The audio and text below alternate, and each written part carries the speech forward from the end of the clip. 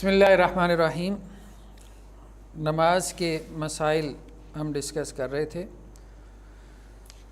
اور اس میں نماز باجماعت کا تذکرہ چل رہا ہے، ٹھیک ہے، صلاۃ الجماع۔ تو امامت کا معیار کیا ہے؟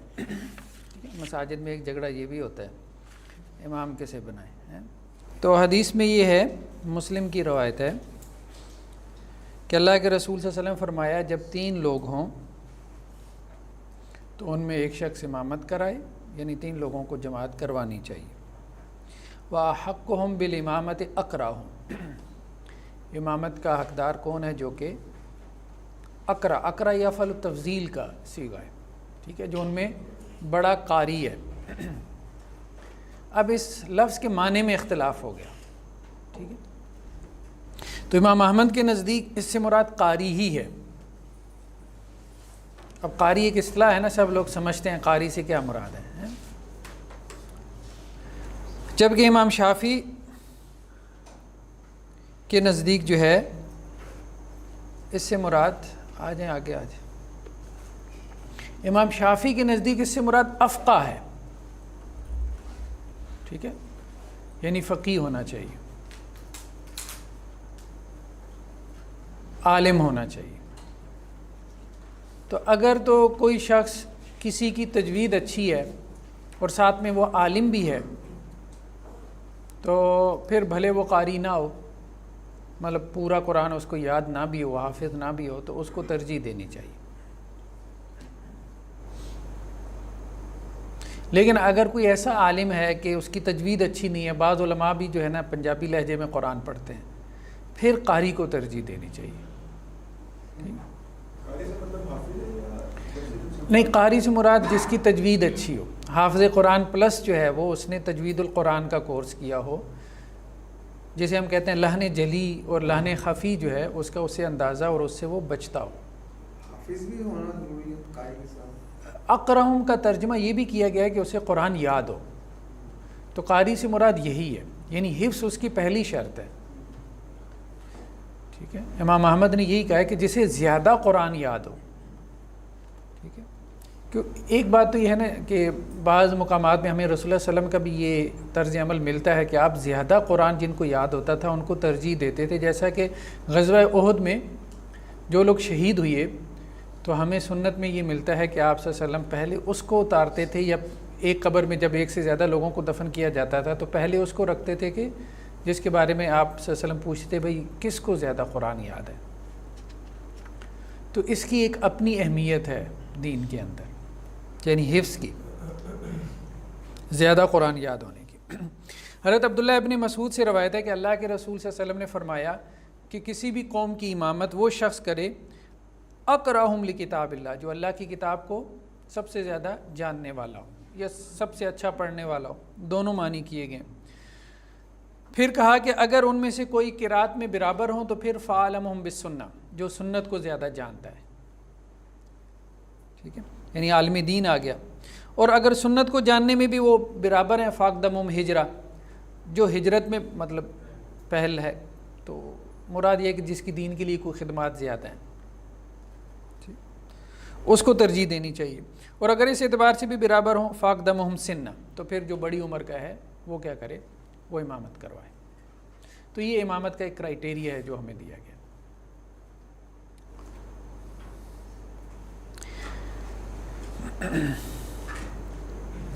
کن کی امامت صحیح ہے، یعنی کن کے پیچھے نماز کن کی ہو جاتی ہے، ٹھیک ہے، عام طور پہ کچھ ایسے مسائل جو ہے نا وہ پیدا ہوتے رہتے ہیں۔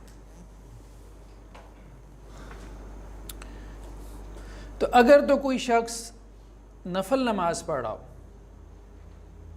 تو اس کے پیچھے فرض پڑھے جا سکتے ہیں، اور اگر کوئی فرض پڑھ رہا ہو تو اس کے پیچھے نفل پڑھے جا سکتے ہیں، ٹھیک ہے، جیسے کہتے ہیں متنفل کے پیچھے، یعنی نفل پڑھنے والے کے پیچھے فرض نماز ہو جاتی ہے اور فرض پڑھنے والے کے پیچھے نفل نماز ہو جاتی ہے۔ اسی طرح کوئی بچہ ہے، اگر وہ امامت کروا رہا ہے، یعنی امام ہونے کے لیے بلوغت شرط نہیں ہے، کوئی بچہ ہے وہ امامت کروا رہا ہے تو اس کی امامت کیا ہے؟ صحیح ہے، ویلڈ ہے۔ اس طرح کے اور مسائل ہیں جو ہم احادیث کی روشنی میں ڈسکس کریں گے۔ تو عمرو بن سلمہ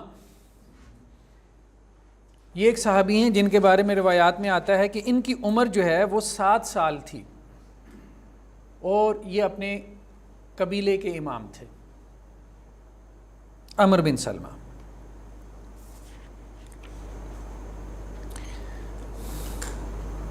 اسی طرح حضرت معاذ رضی اللہ عنہ کے بارے میں آتا ہے کہ اللہ کے رسول صلی اللہ علیہ وسلم نے ان کو کسی قبیلے کا امام بنایا تھا، تو وہ عشاء کی نماز آپ صلی اللہ علیہ وسلم کے ساتھ پڑھتے تھے، اور پھر جا کے قبیلے والوں کو کیا کرتے تھے؟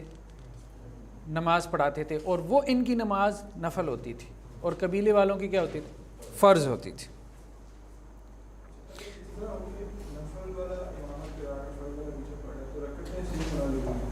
ہاں،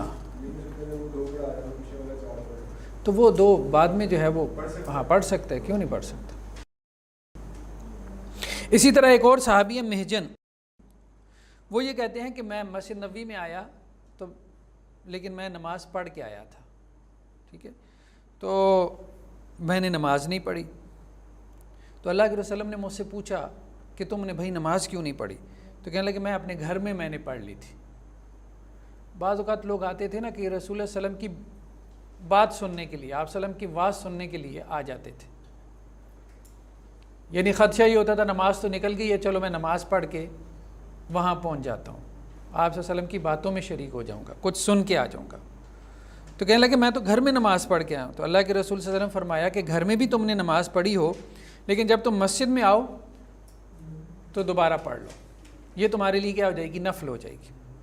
تو گویا فرض والے کے پیچھے جو ہے وہ نفل کی نماز جائے۔ اور یہ تو مطلب پہلے بھی روایت گزر چکی نا کہ اللہ کے رسول عام طور پہ کیا کہتے تھے، جب کوئی شخص مسجد میں داخل ہوتا تھا تو صحابہ کرام بیٹھے ہوتے تھے، نماز ہو چکی ہوتی تھی، تو اللہ کے رسول کیا کہتے تھے؟ الا رجل یتصدق علی ھذا فیصلی معہ، کوئی بندہ ہے جو صدقہ کرنا چاہے کہ اس کے ساتھ نماز پڑھے، ٹھیک ہے۔ اور خاص طور پہ فجر کے وقت بعد اللہ کے رسول یہ بات کہتے تھے۔ کچھ لوگ لیٹ آتے تھے، چلو اس کو بھی جماعت مل جائے گی، تمہارے لیے یہ نفل نماز ہو جائے گی۔ تو یہاں سے امام شافعی نے پھر یہ نکالا نا کہ سبب ہی ہو تو فجر کے بعد بھی جو ہے وہ ہاں پڑھ سکتے ہیں، تو وہ اس لیے امام شافعی سبب کی طرف چلے گئے کہ ممنوع اوقات میں بھی اگر سبب ہے نماز کا تو آپ نماز پڑھ سکتے ہیں، سبب نہیں ہے تو پھر نہ پڑھیں۔ نیکسٹ کیا ہے؟ عورت کی امامت۔ جی نہیں سارے متفق نہیں، سارے متفق نہیں، لیکن جمہور کا موقف یہی ہے۔ شافعیہ اور اہل حدیث یہ کہتے ہیں کہ نفل والے کے پیچھے فرض کی نماز ہو جاتی ہے، شوافی اور اہل حدیث کا موقف یہ ہے، ٹھیک ہے۔ تو مالکیہ یعنی امام مالک اور امام ابو حنیفہ یہ کہتے ہیں کہ نہیں ہوتی۔ اس کی وجہ وہ یہ بتاتے ہیں، وہ وجہ میرے خیال میں کمزور ہے، لیکن بہرحال مطلب وجہ تو معلوم ہونی چاہیے نا، وجہ تو اگلے کے پاس ہوتی ہے، ایسا نہیں کہ وہ بیان نہیں کرتا، ظاہر بات ہے اس کے سامنے بھی احادیث ہوتی ہیں۔ وہ یہ کہتے ہیں کہ حدیثوں میں امام کی مطابت کا حکم ہے، ٹھیک ہے، کہ امام اس لیے بنایا گیا لیؤتم بھی، کہ اس کی کیا کی جائے؟ مطابت کی جائے، انما جعل الامام لیؤتم بھی۔ تو وہ یہ کہتے ہیں کہ یہ جو مطابت ہے یہ نیت میں بھی ضروری ہے، لیکن امام شافعی کہتے ہیں کہ نہیں، مطابت اس کو نہیں کہتے کہ میری اور امام کی نیت، مطابت سے مراد اللہ کے رسول صلی اللہ علیہ وسلم نے خود اس حدیث میں واضح کرتی ہے کہ امام جب سجدہ کرے تو تم سجدہ کرو، جب وہ رکوع کرے تو تم رکوع کرو، ٹھیک ہے، یعنی تم امام سے آگے نہ بڑھو۔ تو یہ بیسیکلی مطابت جو ہے اس حدیث میں اس سے مراد یعنی امام کی پیروی، امام کو فالو کرنا، عمل میں فالو کرنا ہے، نیت مراد نہیں ہے۔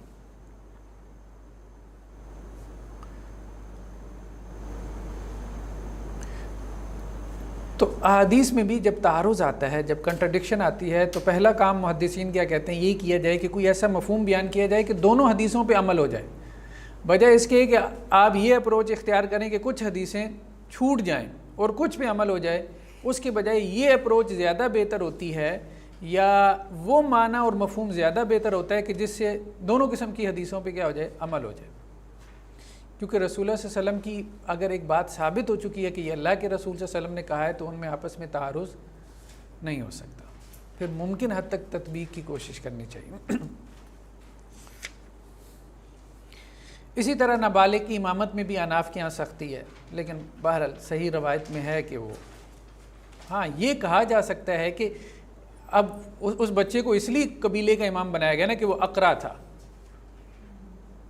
تو یہ بات کہی جا سکتی ہے کہ اگر کوئی اقرا موجود ہو بڑی عمر والا تو پھر بچے کو امام نہ بنائے، ٹھیک ہے۔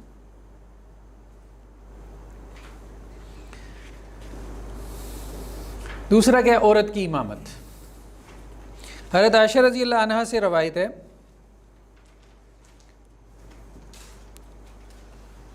کہ وہ گھر کی عورتوں کی امامت کروا لیا کرتی تھی، یا جاننے والی عورتوں، اور ان کے درمیان میں کھڑا ہوتی تھی۔ اور حضرت ام سلمہ رضی اللہ عنہا وہ بھی ایسے کر لیتی تھی، یعنی ازواج مطہرات سے یہ بات ملتی ہے، ٹھیک ہے، خاص طور پہ رمضان کے قیام کے حوالے سے۔ بلکہ بعض آثار میں یہ بھی ہے کہ اللہ کے رسول صلی اللہ علیہ وسلم نے حضرت ورقہ کو مؤذن مقرر کیا تھا جو ان کے لیے اذان بھی کہہ دیتے تھے، یعنی اللہ کے رسول صلی اللہ علیہ وسلم نے رستہ بند نہیں کیا کہ اگر اپنے طور پہ وہ کوئی عبادت کرنی چاہیں مل جل کے اکٹھا ہو کے، ٹھیک ہے، تو ان کو کرنے کی اجازت دی، یعنی الاؤڈ ہے۔ یہ جمہور کا موقف یہی ہے۔ مالکیہ کہتے ہیں کہ یہ جائز نہیں ہے، عورت کی امامت جائز نہیں ہے۔ اناف کے نزدیک کہتے ہیں مکروہ ہے، یعنی مکروہ سے مراد وہ حرام نہیں کہتے، یہ نہیں کہتے نماز نہیں، وہ یہ کہتے ہیں ناپسندیدہ ہے، اس کو ڈس لائک کیا گیا ہے، لیکن ایسی کوئی بات نہیں۔ مطلب جن روایات کو بیان کیا جاتا ہے نا اس سے مراد یہی ہے کہ عورت مرد کی امامت کرے، یہ تو مکروہ یا آپ کہہ لیں کہ یہ تو ڈس لائک یا ڈسکریج کیا گیا، لیکن عورتوں کی امامت کرے تو ایسی کوئی روایت موجود نہیں ہے کہ اس کو ڈسکریج کیا گیا ہو۔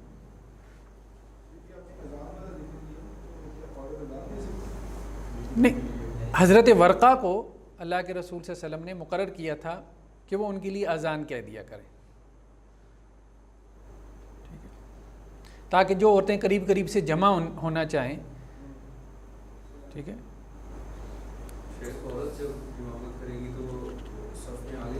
نہیں، آگے نہیں، درمیان میں کھڑی ہوگی صف میں۔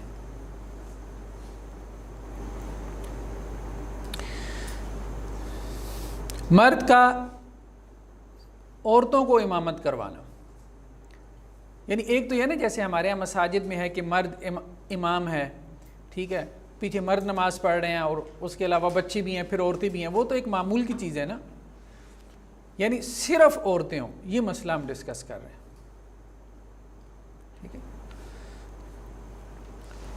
تو اس میں معجم طبرانی کی روایت ہے کہ حضرت ابی بن کعب اللہ کے رسول صلی اللہ علیہ وسلم کے پاس آئے اور کہنے لگے اللہ کے رسول میں نے رات کو ایک کام کیا۔ اللہ کے رسول نے کہا کیا؟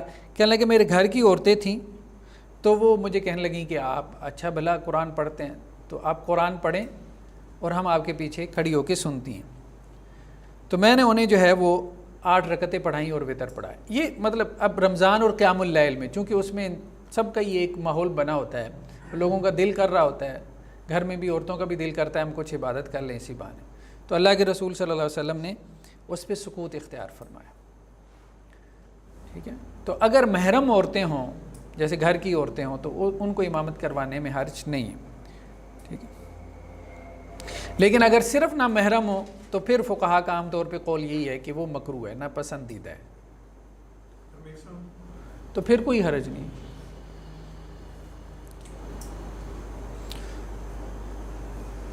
تو اناف اور مالکیہ نے کہا، حنابلہ نے کہا ہے، اناف اور حنابلہ کا موقف یہ ہے کہ اگر صرف نہ محرم ہو تو پھر وہ کیا ہے، ڈسکریج۔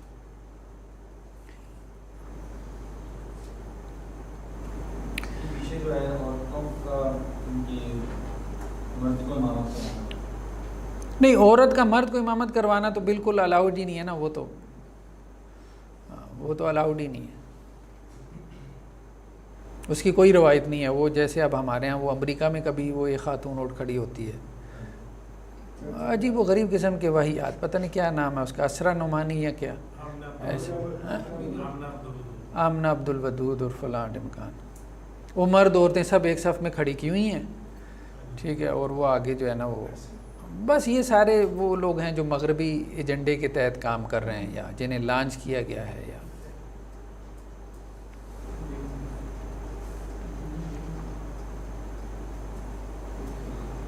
اب عورت امام بن جائے گی تو نماز کی طرف کیا خاک پیچھے مردوں کی توجہ ہوگی، وہ عورت کی طرف زیادہ ہوگی. اور سمجھنے والی باتیں ہیں نا، یہ کوئی باتیں کوئی ایسی.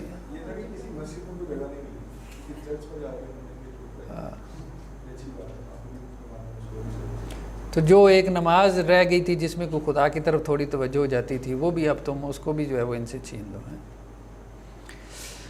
فاسق اور بدعتی کی امامت، ایک تو یہ ہے کہ فعل رسول ہے، مطلب سنت میں ایسا ہے کہ کبھی بھی عورت نے امامت نہیں کروائی. دوسرا یہ ہے کہ بعض آثار میں یہ ملتا ہے کہ اللہ کے رسول نے کہا اخروہن من حیث اخرہن اللہ، کہ ان کو پیچھے رکھو، نماز کے معاملے میں ان کو پیچھے رکھو، کیونکہ اللہ نے ان کو اس معاملے میں پیچھے رکھا ہے. چھوٹا بچہ ہو اور باقی صرف عورتیں ہوں تو بچے ہی سے امامت کروائیں گے؟ ہاں بچے سے امامت کروائیں گے نا، اگر وہ قرآن اس کو یاد ہے تو. جی، فاسق اور بدعتی کی امامت. صحیح بخاری میں ہے کہ عبداللہ بن عمر حجاج کے پیچھے نماز پڑھ لیتے تھے. حجاج تو جانتے ہیں نا، حجاج بن یوسف، ٹھیک ہے، مطلب اس کے فسق و فجور میں کوئی اختلاف تو نہیں ہے نا.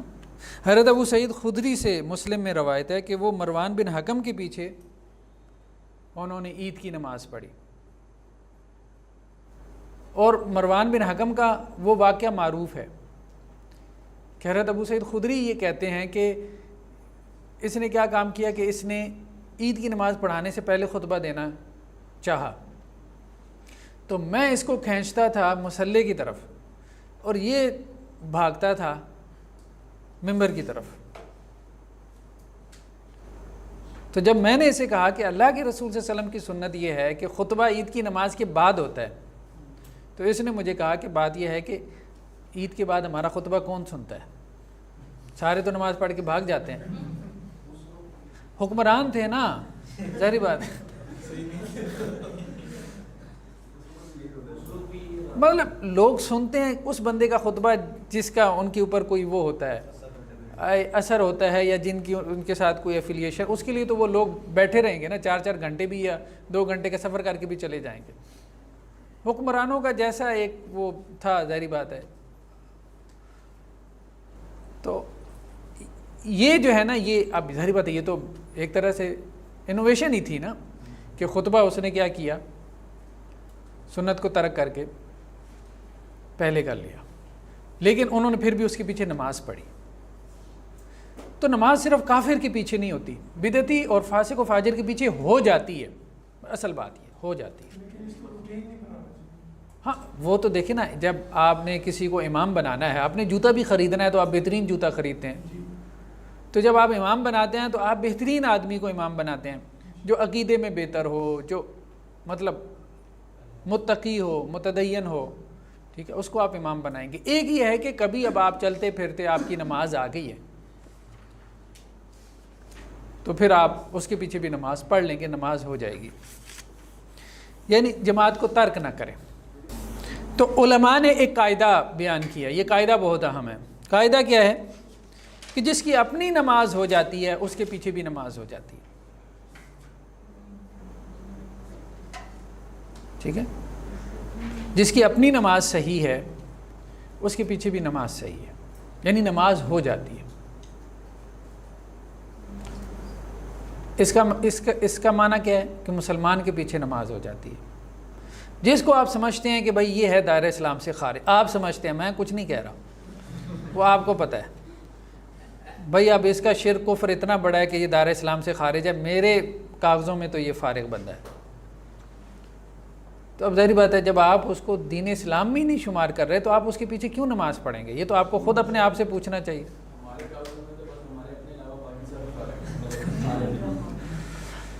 تو کہنے کا مقصد یہ ہے کہ جو مسلمان ہے نا، مسلمان آپ کے کاغذوں میں جو مسلمان ہے اس کے پیچھے نماز ہو جاتی. میں یہ نہیں کہہ رہا کہ اس کو آپ امام بنائیں، ہم یہ بات نہیں کر رہے تھے کہ ہم یہ بات صرف کر رہے ہیں کہ ہو جاتی ہے کہ نہیں ہوتی. ٹھیک ہے، تو ہو جانے کی حد تک اگر بات کریں تو جو مسلمان ہے اس کے پیچھے نماز ہو جاتی ہے. اسی طرح اب دیکھیں بعض اہل حدیث علماء نے فتاوی دیے عبدالسلام بھٹوی صاحب کا بھی فتویٰ ہے، اسی طرح کچھ اور علماء کا، کہ وہ یہ کہتے ہیں بریلوی کے پیچھے بھی نماز ہو جاتی ہے. ہمارے کچھ اہل حدیث سختی کرتے ہیں. پھر وہی بات ہے کہ وہ اب ان کا اپنا ایک وہ ہے نا کہ وہ ان کو کیا کنسیڈر کیا کر رہے ہیں. لیکن دوسرے اسکول آف تھاٹس میں بھی سختی ہے. وہ بریلویوں کے ہاں بھی ہے، اہل حدیث مسجد میں گھس آئے تو وہ اب مسجد کو دھوئیں آپ. تو یہ وہی بات ہے نا کہ وہ آپ اس کو کیا کنسیڈر کیا کر رہے ہیں.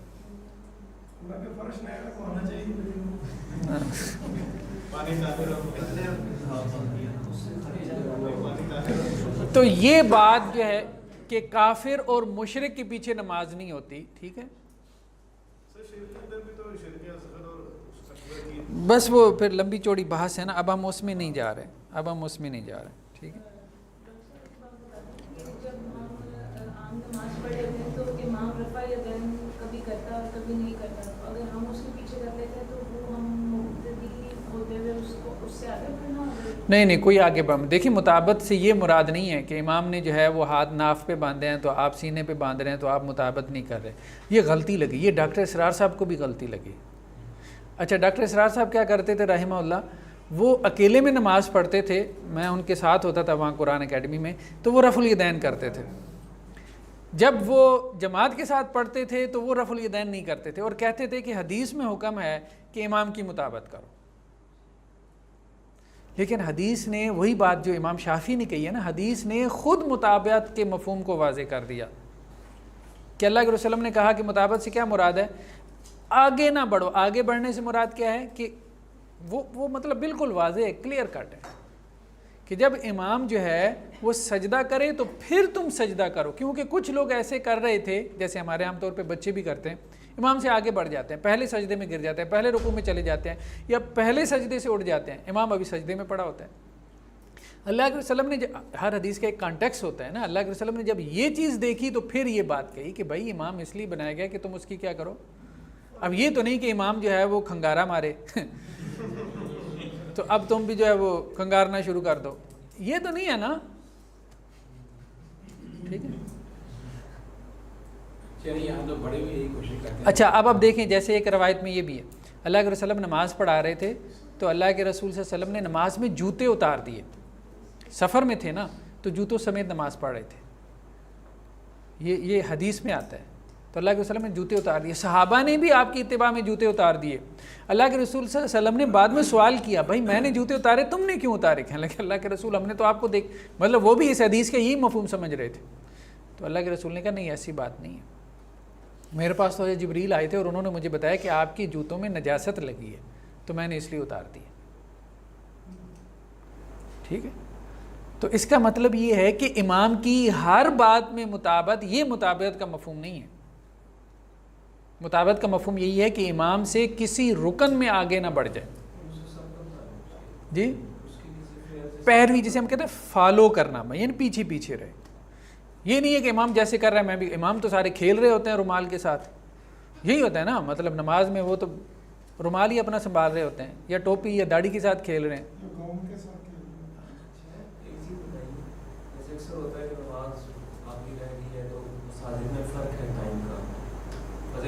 آپ کہتے ہیں دوسری مسجد میں پڑھے تو آپ سمجھتے ہیں کہ آپ کی نماز کسی ہو جاتی ہے تو آپ اس مسجد میں پڑھیں گے، وہاں پہ امام جو ہے وہ رفع الیدین نہیں کرتا. اب آپ نے کیا کرنا؟ رفع الیدین کرنا ہے، بالکل کرنا ہے. ٹھیک ہے، اس کا تعلق مطابقت سے نہیں ہے، یہی تو ہم ڈسکس کر رہے ہیں نا. اس کا تعلق مطابقت سے نہیں ہے. امام رفع الیدین نہیں کر رہا تو آپ رفع الیدین کریں، اس کا تعلق مطابقت سے نہیں ہے. مطابقت سے مراد یہ ہے کہ امام سے آگے نہ بڑھیں، اس کے ہاں اس سے پہلے رکوع میں نہ جائیں، اس سے پہلے قوما کے لیے کھڑے نہ ہوں، اس سے پہلے سجدے میں نہ جائیں، اس سے پہلے سلام نہ پھیریں. وہ تکبیر تحریمہ کے لیے ہاتھ اٹھا رہا ہے اور آپ نے ہاتھ باندھ لی ہیں، یہ مراد ہے نا.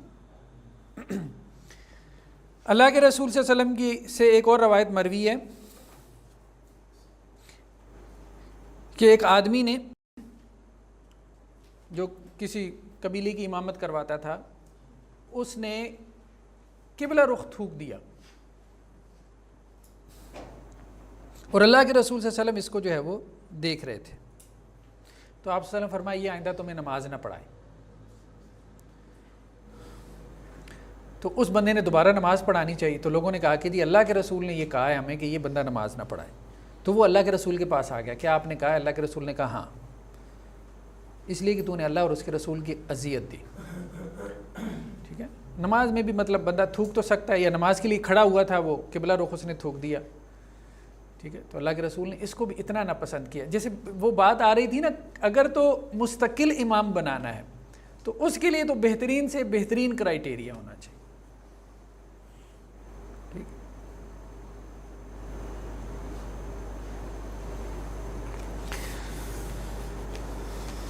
ناپسندیدہ امام کی امامت. لیکن اماموں کو ایک شکایت ہوتی ہے، وہ شکایت ان کی جینوئن ہے. کہتے ہیں جب اشتہار دیتے ہیں تو ایسے جیسے لگتا ہے کہ دنیا جہاں کا جیسے کوئی حرمین کا قاری ان کو چاہیے. ٹھیک ہے. اور جب تنخواہ کی بات آتی ہے تو وہ ایک خاک کروب جتنی ہوتی ہے. تو وہ اور بھی تو خدمات دے رہا ہے نا. تو وہ تو 24 گھنٹے کا ہوتا ہے نا وہاں پہ، ایک طرح سے ملازمت ہی ہوتی ہے. تو یہ دھیان کرنا چاہیے مطلب مسجد کمیٹیوں کو نا، یہ بڑی زیادتی ہے. ناپسندیدہ امام کی امامت. جی کوئی حرج نہیں ہے، کوئی حرج نہیں ہے. اگر امام موجود نہیں ہے تو کوئی بندہ آگے بڑھ کے امامت کروا دے. جیسے اب پیچھے روایت گزری ہے کہ اللہ کے رسول صلی اللہ علیہ وسلم جو ہے وہ کسی قبیلے میں گئے تھے صلح کروانے کے لیے. تو نماز کا وقت ہو گیا تو لوگوں نے حضرت ابو بکر کو کہا کہ آپ نماز پڑھا دیں، تو انہوں نے نماز پڑھا دی. یہ کل ہی روایت گزری ہے. ٹھیک ہے. تو ناپسندیدہ امام کی امامت. اچھا یہ پوائنٹ رہ گیا مقتدی کا امام بن. ٹھیک. اس کو اصطلاح میں استخلاف کہتے ہیں.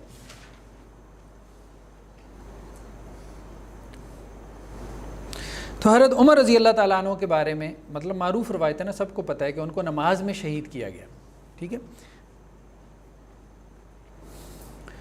تو صحابی کہتے ہیں کہ حضرت عمر رضی اللہ تعالیٰ عنہ جب نماز کے لیے کھڑے ہوئے تو اچانک ان کی آواز آئی، قاتلنی او اکلنی القلب.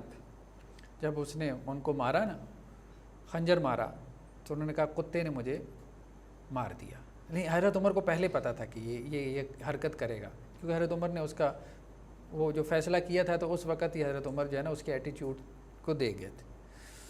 تو پھر حضرت عبد الرحمن بن عوف کو حضرت عمر نے کیا کیا، آگے بڑھایا اور انہوں نے نماز مکمل کروائی.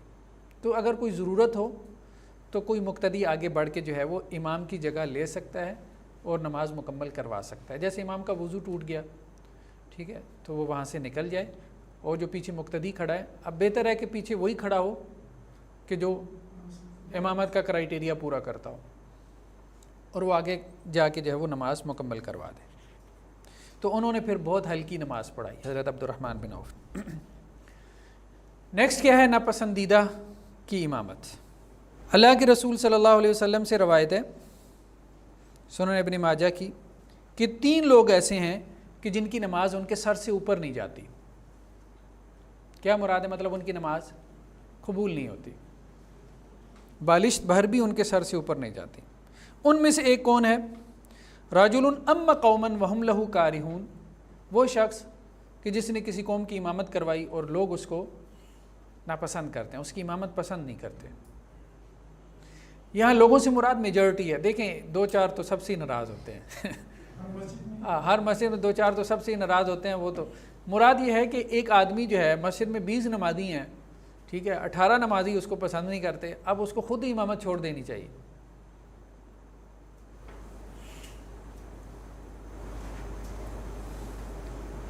تو ناپسندیدہ امام کی امامت جو ہے وہ یہ درست نہیں. ہوتا ہے نا کچھ لوگ مطلب وہ ایسے لگتا ہے جیسے قبضہ گروپ آ گیا ہو.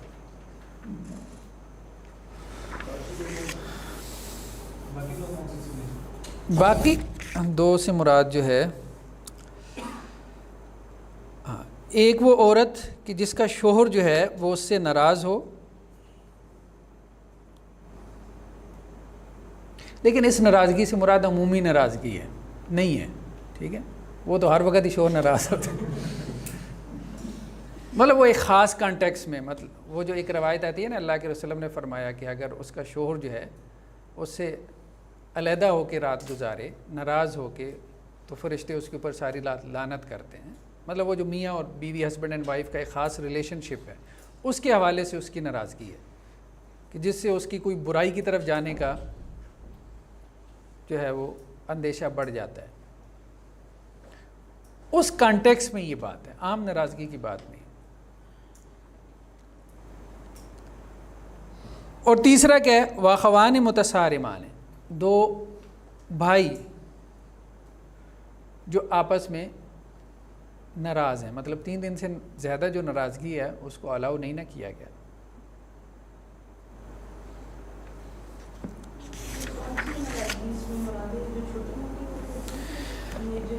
نہیں دیکھیں، ایک تو یہ ہے کہ ناراضگی جو ہے نا 2 بھائیوں میں 2 بہنوں میں ہو جاتی ہے، مطلب وہ تو نہیں. یہاں ناراضگی سے مراد یہ ہے کہ جسے کہتے ہیں نا جینا مرنا ختم کیا ہوا ہے. ہاں، قطع تعلقی، جسے قطع رحمی کہتے ہیں. ٹھیک ہے، یعنی شادی بیاہ کے موقع پہ بھی نہیں آ جا رہے، یہ اصل میں ناراضگی ہوتی ہے نا. وہ 3 دن سے زیادہ نہیں ہو سکتی. لیکن اگر اس میں یہ ہے کہ اگر ایک بھائی جو ہے وہ بار بار صلح کرنے کی کوشش کرتا ہے لیکن دوسری طرف سے ہاں نہیں، پھر تو ظاہری بات، ہاں پھر تو دوسرے کا، وہ جو پہلے جو صلح کرنے کی کوشش کر رہا ہے وہ تو اس سے بڑی. ہاں وہ تو بریوں سے، وہ تو بریوں سے. دیکھیں، ایک ہے تعلقات کو لمیٹڈ کر لینا. اب آپ کو پتہ ہے یار زیادہ ملنے سے جھگڑے پیدا ہوں گے، تو کوئی وائز تو نہیں ہے نا، مطلب یہ کوئی اچھی تو وہ حکمت عملی نہیں ہے کہ آپ تعلقات بڑھائیں نہیں. دین نے ہمیں یہ نہیں کہا. دین نے صرف یہ کہا ہے کہ یہ جو قطع تعلقی ہے اس کے یہاں فتیدگی ہوگی، اس کا بچہ مر گیا، تم کہتے ہو میں نے نماز جنازہ پہ نہیں جانا. ٹھیک ہے، اس کی بیٹی کی شادی ہے، تم کہتے ہو میں نے اس کے نکاح پہ نہیں جانا، حالانکہ تم اس کے سگے بھائی ہو، سگی بہن ہو. اب یہ قطع تعلقی ہے نا، یہ قطع تعلقی ہے. ٹھیک ہے، اس نے تمہیں سلام کیا، تم نے کہا میں نے سلام کا جواب نہیں دینا. باقی ناراضگیاں تو وہ تو ایک فطری چیز ہے نا، وہ مراد نہیں. یہ ہے واخوان متصارمان.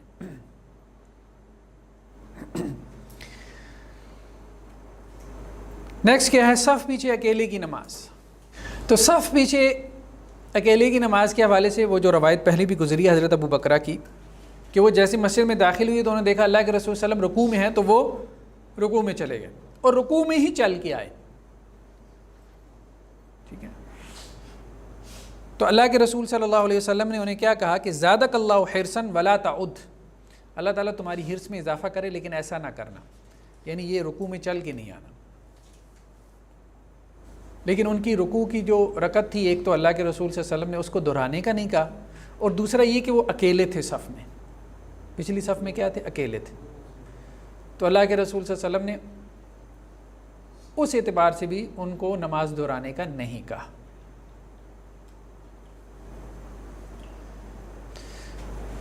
ہاں، وہ جو روایات ہیں کہ جن میں یہ بات آتی ہے کہ اگر کوئی شخص جو ہے وہ اکیلا نماز پڑھ رہا ہے، جیسا کہ مسند احمد کی روایت کے الفاظ ہیں کہ اللہ کے رسول صلی اللہ علیہ وسلم سے پوچھا گیا ایک آدمی کے بارے میں کہ جس نے صلی خلف الصف وحدہ، جس نے پیچھے اکیلے نماز پڑھی صف کے پیچھے.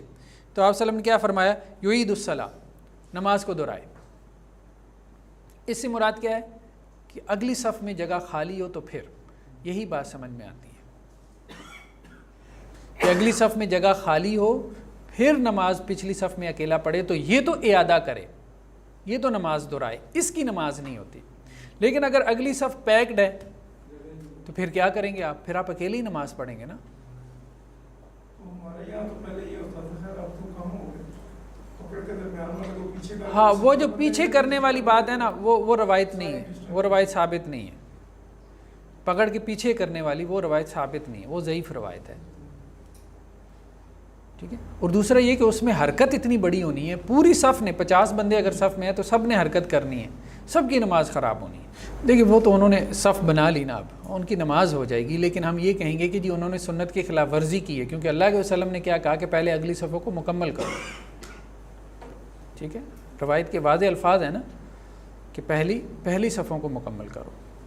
اور یہ بھی کہا گیا کہ صفوں کی درستگی، ان کا اتمام جو ہے وہ نماز کا حصہ ہے. صفوں کو سیدھا کرنا، تو حدیث کے الفاظ کیا ہیں کہ اللہ کے رسول صلی اللہ علیہ وسلم تکبیر تحریمہ سے پہلے صحابہ کی طرف متوجہ ہو کے کیا کہتے تھے؟ تراسو واعتدلوا، ایک تو سیدھے ہو جاؤ، ٹھیک ہے، ٹیڑھا میڑھا نہیں کھڑا ہونا، ٹھیک ہے، اپنا پوسچر جو ہے وہ سیدھا کر لو. اور دوسرا تراسو، جسے کہتے ہیں سیسا پلائی ہوئی دیوار کی طرح، جیسے اینٹ کے ساتھ اینٹ جڑی ہوتی ہے، گندی ہوتی ہے، بنیان مرصوص جیسے قرآن نے لفظ استعمال کیے نا، بنیان عمارت کو کہتے ہیں نا، وہاں پہ بھی یہی لفظ استعمال ہوا ہے سورہ صف کے اندر. تو یہ اس طرح سے آپس میں جو ہے وہ مل کے کھڑے ہو. صحیح بخاری اور صحیح مسلم کی روایت ہے. ایک اور روایت کے الفاظ ہیں کہ اللہ کے رسول صلی اللہ علیہ وسلم نے فرمایا وحادوا بین مناکبکم، اپنے کندھے جو ہے وہ آپس میں کیا کرو، برابر کر لو. کندھوں کو آپس میں ملا لو. برابر تو ہو نہیں نہ سکتے، کوئی اونچا ہے کوئی نیچے ہے، مراد کیا ہے، آپس میں ملا لو. اور الفاظ کیا ہیں، وسد الخلل، درمیان میں جو خلل ہے اس کو کیا کرو، اس کو دور کرو. اسی لیے یہ معنی نکالا گیا کہ پاؤں کے ساتھ پاؤں ملا لو، درمیان میں خلل نہیں ہونا چاہیے. لیکن زیادہ تکلف نہیں کرنا چاہیے، جیسے ہمارے بعض اہل حدیث بھائی ٹخنے کے ساتھ ٹخنا ملانے کی کوشش کرتے ہیں اور اس میں اپنا پاؤں اتنا موڑ لیتے ہیں، آدھا پاؤں اٹھا بھی لیتے ہیں. یہ نہیں، یہ تکلف ہے. بس اگر پاؤں کے ساتھ پاؤں مل گیا ہے، آگے سے بھی مل گیا ہے، تو بس وہ خلل ختم ہو گیا ہے درمیان میں. ٹھیک ہے، اتنا کافی ہے. جی نہیں، حدیث کے الفاظ کیا ہیں، سد الخلل، درمیان میں جو خلل ہے اس کو کیا کرو، جو سپیس ہے اس کو پاٹ دو، اس کو ختم کر دو. نہیں اس طرح سے نہیں ہے جیسے ہمارے ہاں کرتے ہیں نا، وہی میں بات کر رہا ہوں، وہ تکلف کرتے ہیں. دونوں سائڈ پہ بھی یہ نہیں الگ ہی دونوں انتہا ریڈیو میں بالکل وہ کرتے ہیں. ہاں وہ بھی مطلب آپ ان کے وہ ہمارے ایک استاد سے تو مدینہ یونیورسٹی سے فارغ و تحصیل تھے، کہتے ہیں کہ میں نے منصورہ میں نماز پڑھی، جماعت اسلامی کا جو ہیڈ آفس ہے، تو میں نیا وہاں سے پڑھ کے آیا تھا جامعہ اسلامیہ سے، مدینہ منورہ سے. اچھا وہ تھے بھی ایرانی، پاکستانی نہیں تھے، تو اس لیے انہیں یہاں کے کلچر کا اتنا اندازہ بھی نہیں تھا. ایرانی تھے، سعودی عرب میں پڑھے، اب اس شوق میں کہ پاکستان میں جا کے کوئی دین کا کام کریں، تو یہاں آئے. وہ کہتے ہیں منصورہ میں میں نے نماز پڑھی، تو میں نے تو جیسے وہاں پہ ہے مطلب ساتھ میرے بندہ کھڑا ہوا، ظہر کی نماز تھی تو میں نے اس کے ساتھ پاؤں ملائے، تو اس نے اپنا پاؤں سمیٹ لیا. مجھے تو نہیں پتا تھا، میں نے دوبارہ پاؤں ملا دیے. اس نے پھر پاؤں اپنا سکیڑ لیا، میں نے تیسری مرتبہ پاؤں ملا دیے، تو اس نے اپنا پاؤں اٹھا کے زور سے میرے پاؤں پہ مارا. تو کہتے ہیں اب مجھے سمجھ میں آئی کہ نہیں یار یہاں مسئلہ کچھ اور ہے. تو کہتے ہیں میں نے اس سے معذرت کی اور میں نے اس کا شکریہ ادا کیا. میں نے کہا جزاک اللہ، تو کہ میں دیکھوں گا مسئلہ کیا ہے. کہتے ہیں اتفاق ایسا ہوا کہ عصر میں پھر جو ہے وہ بندہ میرے ساتھ کھڑا تھا، عصر کی نماز میں. اچھا ابھی تک تو میں نے تحقیق نہیں کی تھی کہ مسئلہ کیا ہے. تو اب کیا ہوا کہ اس نے نا اپنا پاؤں میری طرف کیا، تو میں نے اپنا پاؤں سکیڑ لیا.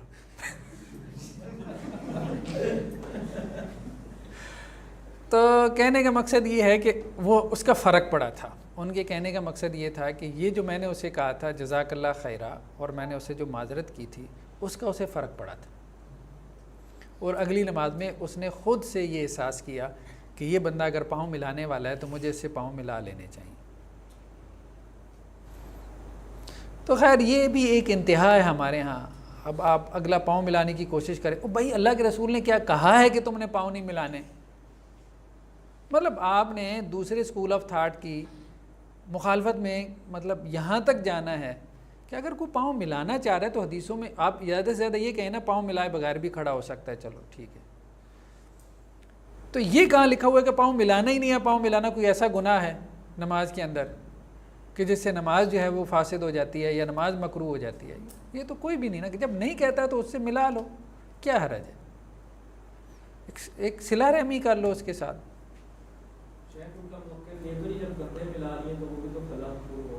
نہیں وہ ٹھیک ہے بات، لیکن کندھے ملانے سے خلا پر ہو گیا، لیکن کیا پاؤں ملانے سے منع کیا گیا؟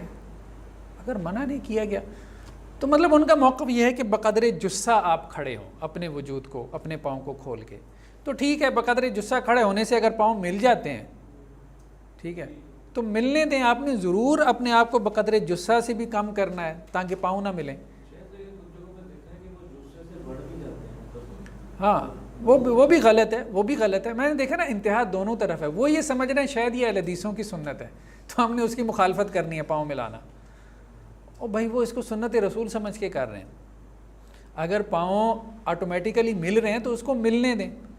اور اگر وہ بہت زیادہ وہ مطلب جیسے آپ کہہ رہے ہیں پھیلا کے کھڑے ہو جاتے ہیں پہلوانوں کی طرح، وہ اگلا سکیڑی جا رہا ہے، آپ پھیلی جا رہے ہیں. اکثر یہ ہوتا ہے کہ دوسرے نے سکیڑ لیا تو آپ نے ملانے کے لیے آپ نے ہاں دونوں طرف آپ نے ایکسرسائز شروع کر دی. نہیں وہ بھی نہیں، انتہا ہے. بس آپ اپنی جگہ پہ کھڑے رہیں، وہ نہیں ملانا چاہتا نہ ملائیں.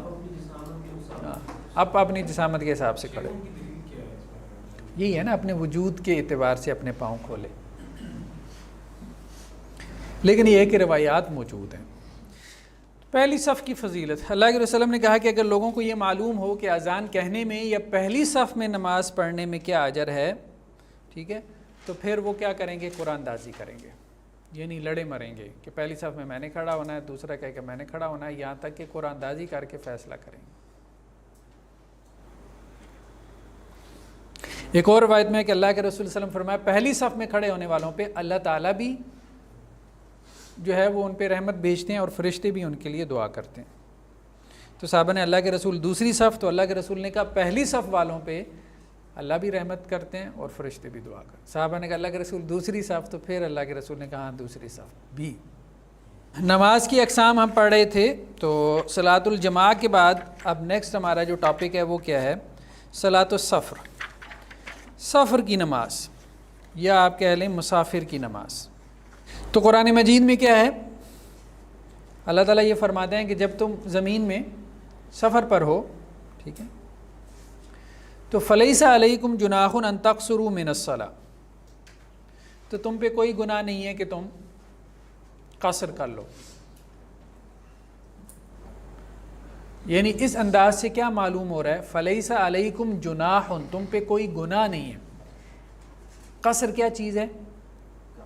الاؤڈ ہے، لازم نہیں ہے. اللہ تعالیٰ یہ کہہ رہے ہیں کہ کوئی گناہ، کوئی حرج نہیں ہے اگر تم قصر کر لو. تو کیا معلوم ہوا کہ یہ الاؤڈ ہے، قصر نماز الاؤڈ ہے، یہ لازم نہیں ہے، واجب نہیں ہے. یعنی اگر کوئی پوری نماز پڑھنا چاہے تو پڑھ سکتا ہے، یہ رخصت ہے. یہی ائمہ ثلاثہ کا موقف ہے. امام مالک، امام شافعی، امام احمد کا موقف یہی ہے کہ قصر کیا ہے؟ رخصت ہے، یہ الاؤڈ ہے، جسے آپ کہتے ہیں کہ جی مباح ہے یا آپ مستحب کہہ لیں. احناف یہ کہتے ہیں کہ قصر واجب ہے، لازم ہے قصر کرنا. یعنی پوری نماز پڑھنے والا کیا ہوگا؟ گناہ گار ہوگا. جیسے آپ ہیں تو سفر میں لیکن کوئی مقامی اگر جماعت کرا دیتا ہے اس میں تو پوری نماز، ہاں اس میں تو پوری نماز. پیچھے اگر مقتدی ہیں تو آپ ہاں وہ احناف کے نزدیک بھی ہے کہ اگر کوئی جماعت کے ساتھ پڑھتا ہے تو وہ پوری پڑھے گا. لیکن یہی ہے کہ قرآن کا انداز یہی ہے کہ یہ الاؤڈ ہے، ہاں رخصت ہے. مطلب اللہ کے رسول صلی اللہ علیہ وسلم کی سنت سے کہ آپ صلی اللہ علیہ وسلم نے سفر میں قصر ہی کی ہے تو وہ اس فعل سے لے لیتے ہیں.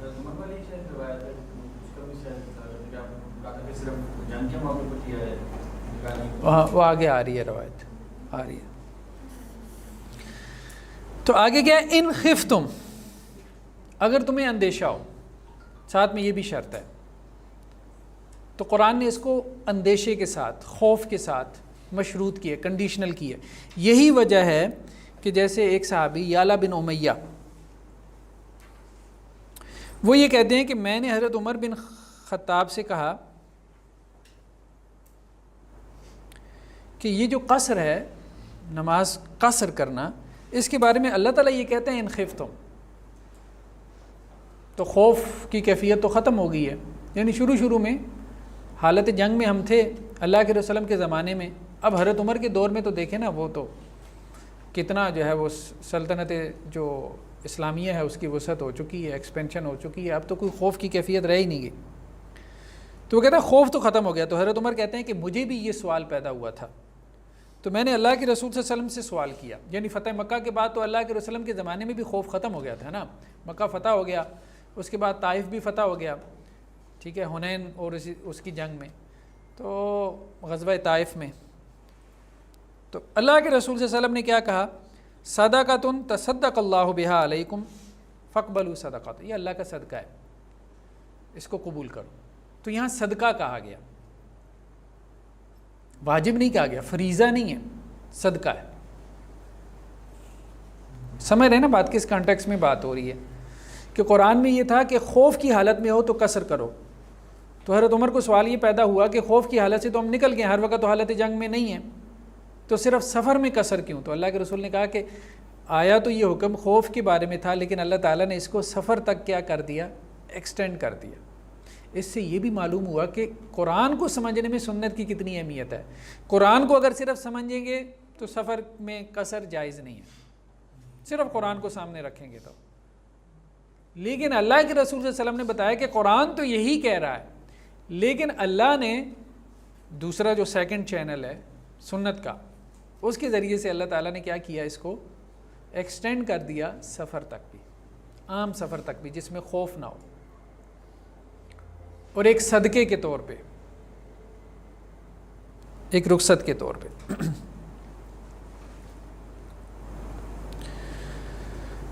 इसी तरह हज़रत अब्दुल्ला बिन उमर से भी ये सवाल हुआ था कि आज तो हम अमन में, हालत जंग में नहीं है, तो हम क्यों कसर करें? तो उन्होंने कहा लक़द कान लकुम फ़ी रसूल उसवतुन हसना, कि अल्लाह के रसूल सल्लल्लाहु अलैहि वसल्लम की सुन्नत में तुम्हारे लिए उसवा हसना, ये ख़ुद कुरान ने कहा है। तो रसूल सल्लल्लाहु अलैहि वसल्लम की सुन्नत क्या है कि आपने जंग के अलावा भी सफ़र में कसर, और कसर के सभी कायल हैं, सभी कायल हैं, मतलब सारे फ़ुक़हा, उसमें कोई इख्तलाफ नहीं। इख्तलाफ तो उसमें है ना, जमा बैन सलातैन में, यानी दो नमाज़ों को जमा करने में, कसर में कोई इख्तलाफ नहीं। जी, मसाफत क्या है, यानी कितना जो है वो सफ़र हो तो उसमें कसर की जाएगी, जिसे हम कहते हैं शरई सफ़र जो है उसकी क्या लिमिट्स है। अब इसमें जो अक़वाल हैं वो तकरीबन कोई 20 हैं। बात फिर वही, अक़वाल तो बहुत ज़्यादा हो जाते हैं, आप उनका एनालिसिस करते हुए किसी एक कौल की तरफ जाते हैं जो ज़्यादा नुसूस के करीब मालूम हो। तो सबसे जो ऑथेंटिक रवायत है, असल में रवायतें मुख्तलिफ है, असल हुआ क्यों, इख्तलाफ क्यों हुआ? देखिए, अल्लाह के रसूल सल्लल्लाहु अलैहि वसल्लम की जो कौली हदीस मौजूद नहीं है कि आप सल्लम ने कहा भाई इतने सफ़र पे कसर करो। हुआ ये कि अल्लाह के रसूल अब सफ़र के लिए तो निकल रहे थे, कभी इस गज़वा कभी उसके लिए, तो अल्लाह के रसूल इस सफ़र के लिए निकले तो इतने फ़ासले पे आपने क्या की, कसर की। उस सफ़र के लिए निकले तो इतने फ़ासले पे कसर की। अब ये क्या था, ये एक अमल था। अब सफ़र छोटे बड़े होते थे तो उस एतबार से मुख्तलिफ आरा बनती चली गई। समझ रहे हैं ना बात, ये इख्तलाफ क्यों हुआ? तो सबसे ऑथेंटिक जो रवायत है हज़रत अनस बिन मालिक से, कि जब उनसे सवाल हुआ, ये मुस्लिम की रवायत है, जब उनसे सवाल हुआ अल्लाह के रसूल सल्लल्लाहु अलैहि वसल्लम की कसर के बारे में, तो उन्होंने कहा कि अल्लाह के रसूल जब 3 मील, अच्छा रावी को थोड़ा सा वहम हुआ, 3 मील या 3 फरासिख, 2 लफ्ज़ हैं, फरसख 3 मील लें तो 3 मील तो वाज़ेह है, सलासत अमयाल, या दूसरा लफ्ज़ है फरासिख। फरसख असल में होता है 3 मील का, एक फरसख होता है 3 मील का। अगर 3 फरसख लें 9 मील बनता है। या तो वो रावी ने जो है वो इससे मुराद एक फरसख लेना था, फिर तो बात सीधी हो जाती 3 मील या एक फरसख, लेकिन उसने फरासिख का लफ्ज़ बोल दिया कि 3 मील या 3 फरासिख के ऊपर। अब ये नहीं मालूम। इस पे अल्लाह के रसूल सल्लल्लाहु अलैहि वसल्लम ने क्या किया, 2 रकतें पढ़ी कसर की, 4 रकत वाली नमाज को 2 रकतें करके पढ़ा। ये हज़रत अनस से रवायत है सही मुस्लिम में। तो हाफिज़ इब्न हजर कहते हैं कि ये इस बाब में, यानी मुसाफत के बाब में, ये सबसे ऑथेंटिक रवायत है। अब सवाल ये पैदा हुआ कि 3 मील लें या 3 फरसख, मतलब फरसख लें, 9 मील लें। तो उसका हल जो है वो बाज़ अहले इल्म ने ये निकाला कि हज़रत अबू सईद खुदरी से एक रवायत है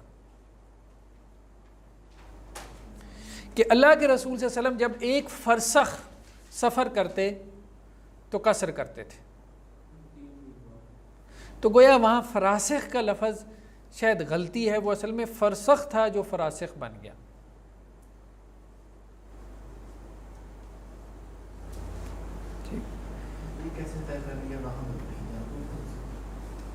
نہیں، یہاں دیکھیں نا، یہاں الفاظ کیا ہیں؟ یہاں الفاظ یہ ہیں کہ کان رسول اللہ صلی اللہ علیہ وسلم اذا سافر فرسخن، جب اللہ کے رسول ایک فرسخ سفر کرتے تھے، یکسر السلام، یعنی اس کے ساتھ مطلب ثلاثہ اربع ایسے کر کے نہیں نا کوئی لفظ آیا، وہ پورا لفظ آپ کو ڈالنا پڑے گا نا. فراسخ اور فرسخ اس میں تو صرف الف کا فرق ہے نا، مطلب چھوٹی سی وہ ہو جاتی ہے غلطی. لیکن اس غلطی کی وجہ سے 6 میل پڑ گیا. اس کو وہم کہتے ہیں. راوی کو بعض اوقات وہم ہو جاتا ہے، وہ خود جب او کا لفظ لا رہا ہے تو گویا اس کو وہم ہے کہ ثلاثۃ امیال ہیں یا ثلاثۃ فراسخ ہیں. اس کو وہم ہے کہ مطلب اس نے یہی کہا کہ بھائی مجھے نہیں اب یاد نہیں ہے کہ 3 امیال تھے یا 3 میل تھے یا 3 فرسخ تھے، مجھے یاد نہیں ہے. وہ یہ کہہ کے بری ہو گیا. ٹھیک ہے، یہ بھی ہو سکتا ہے، یہ بھی ہو سکتا ہے. اب ایک دوسری روایت نے آ کے کہا کہ نہیں، وہ جو وہ خود کہہ رہے ہیں نا کہ مجھے یاد نہیں ہے، تو ایک دوسری روایت آ کے بتا رہی ہے کہ وہ 3 میل تھے اصل میں، 1 فرسخ تھا. ہاں وہ آگے آ رہا ہے، بالکل آ رہا ہے. یعنی اگر انہیں کوئی لفظ یاد نہیں رہتا تھا تو وہ یہ بتا دیتے تھے کہ بھائی مجھے نہیں یاد کہ یہ لفظ تھا یا یہ لفظ تھا. یہ دیانتداری انہوں نے کسی خبر کو آگے ٹرانسفر کرنے میں، منتقل کرنے میں اس کا بہت لحاظ کیا ہے، اس کو دین سمجھ. 1 میل سے مراد ہے 1748 میٹر. یہی والا میل جو آج کل مجھے یہ نہیں پتا ہے.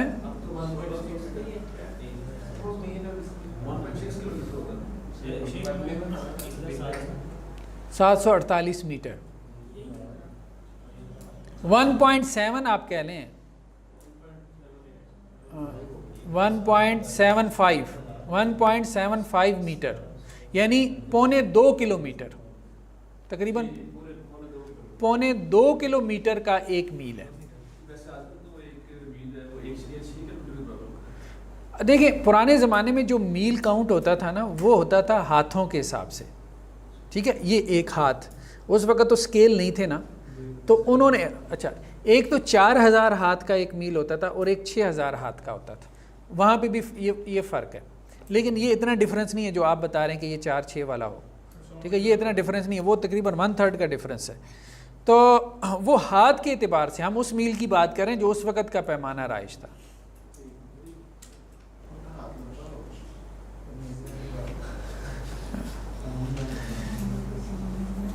تو 1.25 کلومیٹر کا 1 میل ہے، تو یہ کتنا بنے گا؟ 3 میل جو ہے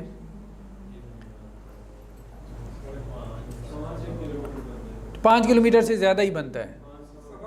ہاں ٹھیک ہے، 5.25 کلومیٹر تقریباً بن جائے گا. زیادہ احتیاط پہ جانا چاہیں تو اس کو 3 فراسخ، یعنی راوی نے 2 لفظ بولے ہیں نا، تو 9 میل کر لیں. تو 9 میل کتنا بن جاتا ہے؟ 14-15 کلومیٹر، اگر زیادہ محتاط ہونا چاہیں.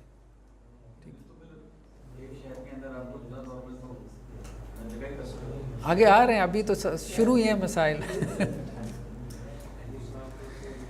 جی فقہا میں حنابلہ، شافعیہ اور مالکیہ، ان کا کہنا یہ ہے کہ 48 میل ہے، لیکن یہ روایت ضعیف ہے. ایک بات تو یہ ہے، اور دوسری بات یہ ہے کہ یہ روایت اصل میں اسی قسم کی ہے کہ اللہ کے رسول صلی اللہ علیہ وسلم نے اتنا سفر کیا تو قصر کیا. حنفی، شافعی اور مالکی یہ کہتے ہیں کہ 48 میل ہے.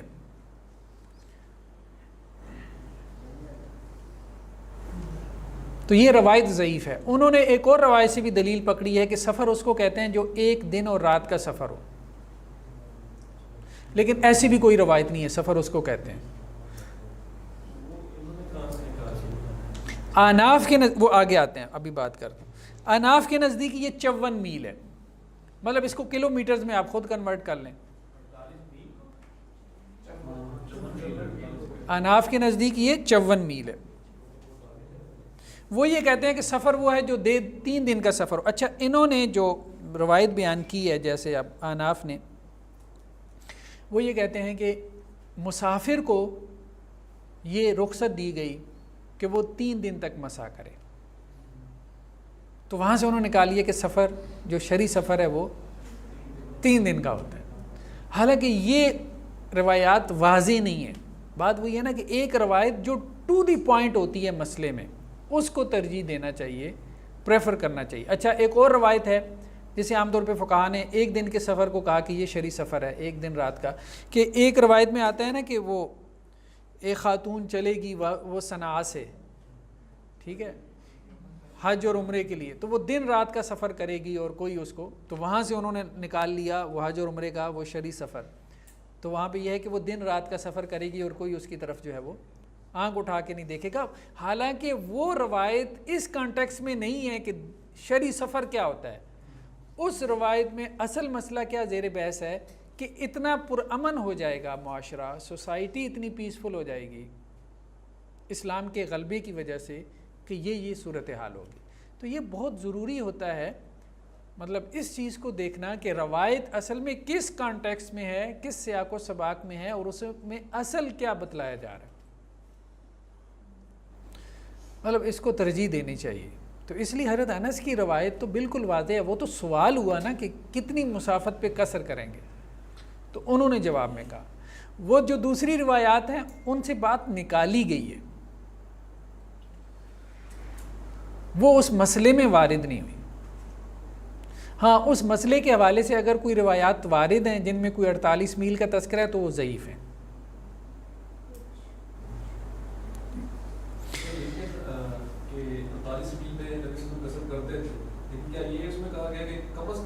نہیں یہ اس میں بھی نہیں کہا گیا، یہ بھی اس میں نہیں کہا گیا.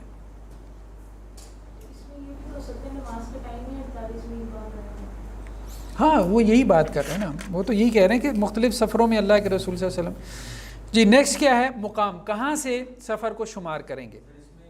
سفر جو ہے وہ آپ کی شہر کی حدود سے باہر، یعنی عرفاً مسافر اسی کو کہتے ہیں جو شہر کی باؤنڈری سے باہر نکل جائے. ٹھیک ہے، شہر کے اندر کوئی بھی آپ کو مسافر نہیں کہتا، مطلب عرفاً وہ مسافر نہیں نا ہوتے. یہ بات اس پہ چھوڑی گئی، بندہ رنگ روڈ سے چلا ٹھیک ہے. تو باؤنڈریز جو ہے نا کسی بھی شہر کی معروف ہوتی ہیں. آپ کو پتہ ہے کہ قصور جو ہے وہ لاہور میں نہیں ہے، شیخو پورہ لاہور میں نہیں ہے، ٹھیک ہے، شاہدرہ لاہور کا حصہ ہے.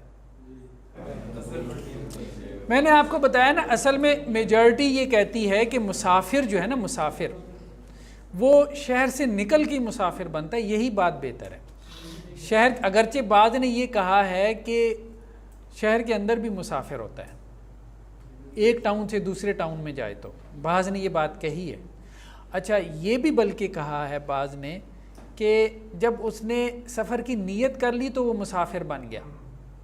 یعنی ابھی اس نے نیت کر لی کہ اس نے ظہر کے بعد نکلنا ہے اور واقعتاً میں اس نے نکلنا ہے، سامان پیک کیا ہوا ہے، ٹھیک ہے، سامان پیک کیا ہوا ہے، تو اب وہ ظہر قصر کر کے نکل سکتا ہے گھر پہ، کیونکہ نکل تو وہ رہا ہے، تو وہ نیت کے ساتھ ہی مسافر بن گیا.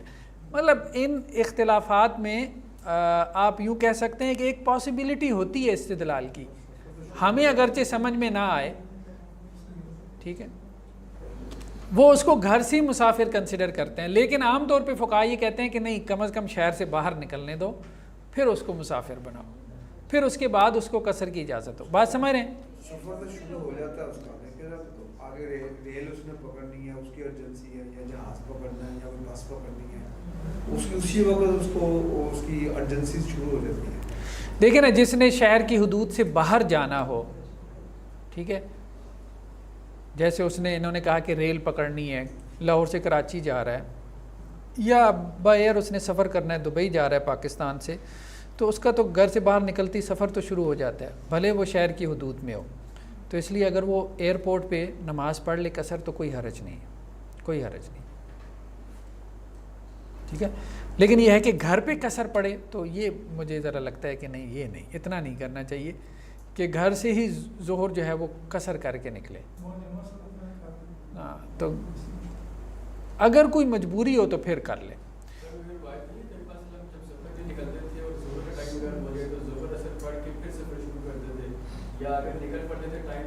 ہاں وہ روایت اس طرح سے ہے کہ لیکن وہ اصل میں سفر میں ایسا کرتے تھے, گھر میں ایسا نہیں کرتے تھے. ہاں ہاں یہ پھر ایسے کرتے تھے. ہاں پہلے مقام سے نکلتے ہوئے اللہ کے رسول نے ایسے نہیں کیا کہ جمع کیا ہو یا قصر کی ہو. اللہ کے رسول نے ایک جگہ پہ پڑاؤ ڈالا, پھر وہاں سے آگے نکلنا تھا, وہاں جمع کر لی, وہاں جو ہے وہ آپ نے قصر کر لی. چلیں جی, مدت, انتہائی مدت کیا ہے؟ جمہور علماء کے نزدیک, شافعیہ, مالکیہ اور حنابلہ کے نزدیک 4 دن تقریباً مدت ہے.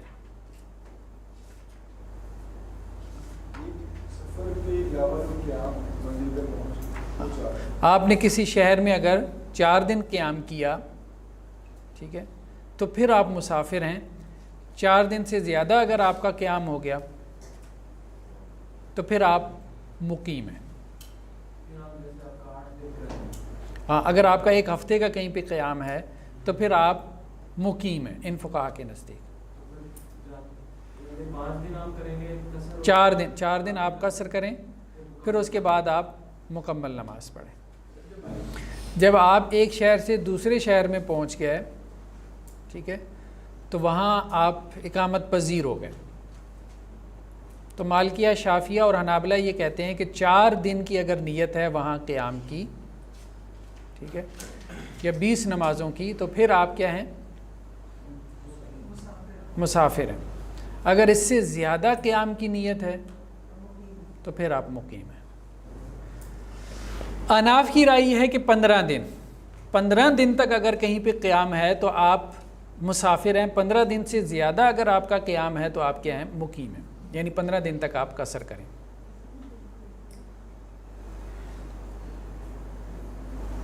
زیادہ دیر آپ نے فائدہ پڑھنا تو ہنجی ہو جائے.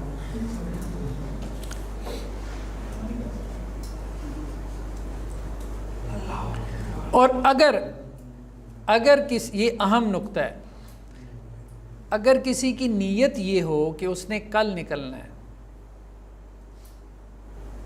اور اس طرح اس کو 2 سال لگ جائیں تو سب کے نزدیک قصر کرے گا.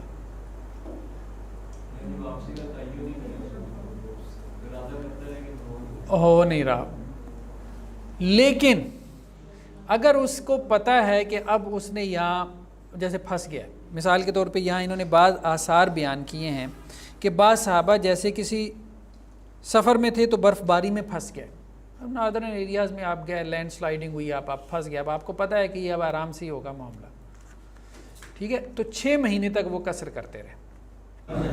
دیکھیں نا, یہ روایت یہ ہے, امام نافع کہتے ہیں کہ عبداللہ بن عمر, یہ ان کے آزاد کردہ غلام تھے نا نافع, وہ کہتے ہیں عبداللہ بن عمر جو ہے انہوں نے آذربائیجان میں 6 ماہ تک قیام کیا اور وہ 2 رکعتیں پڑھتے رہے کیونکہ واپس آنے میں برف باری حائل تھی. اسی طرح ایک اور راوی یہ کہتے ہیں کہ ہم حضرت سعد کے ساتھ شام کے بعض گاؤں میں 40 راتوں تک ٹھہرے رہے اور حضرت سعد جو ہے وہ قصر کرتے رہے. اچھا, اس کی توجیہ دوسرے ائمہ نے یہ کر لی کہ جی وہ ہر روز نکلنے کا ارادہ کرتے تھے, تو وہ کہتے ہیں ہم تو اس کے بھی قائل ہیں کہ 2 سال تک بھی اگر نکلنے کا روز ارادہ ہو تو آپ قصر کر سکتے ہیں, آپ مسافر ہیں. لیکن جو اس کے قائل ہیں کہ اس کی کوئی مدت نہیں ہے, اور یہی قول درست ہے, اس کی کوئی مدت نہیں, جو لی گئی ہے وہ تو یہ ہے کہ اللہ کے رسول نے کسی سفر میں, جیسے تبوک میں آپ نے 20 دن قیام کیا. اچھا, یہ بھی روایت ہے, تبوک میں اللہ کے رسول صلی اللہ علیہ وسلم نے, یہ صحیح روایت ہے, 20 دن قیام کیا اور آپ نے قصر کی, تو یہ 4 اور 15 والا تو ویسے ہی نکل جاتا ہے نا. برف باری بھی ہو رہی تھی تو یہ تو پتا تھا کہ برف باری پورے موسم میں, پورے سیزن میں رہی. ہاں, وہ یہی توجیہ کرتے ہیں.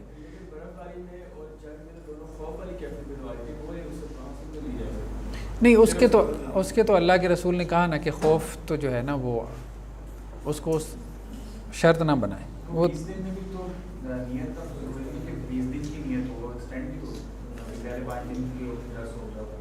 وہ تو دیکھیں وہ تو پھر ہر جگہ یہی ہو سکتا ہے, 4 دن میں بھی 15 دن میں بھی نیت تو ہم معلوم نہیں کر سکتے. تو اگر ہم نے ظاہر فعل سے استدلال کرنا ہے نا, 15 والوں نے بھی ظاہر فعل سے استدلال کیا, ٹھیک ہے, نیت سے استدلال نہیں کیا کہ اللہ کے رسول نے 15 دن قیام کیا. ہیں 20 دن کی نہیں بعض مطلب اسفار میں 15 دن جیسے اناف نے لے لیا نا, تو ہم نے جب بھی استدلال کرنا ہے ظاہر فعل سے کرنا ہے. نیت ہم نہیں جان سکتے کہ اللہ کے وسلم کی کیا نیت تھی.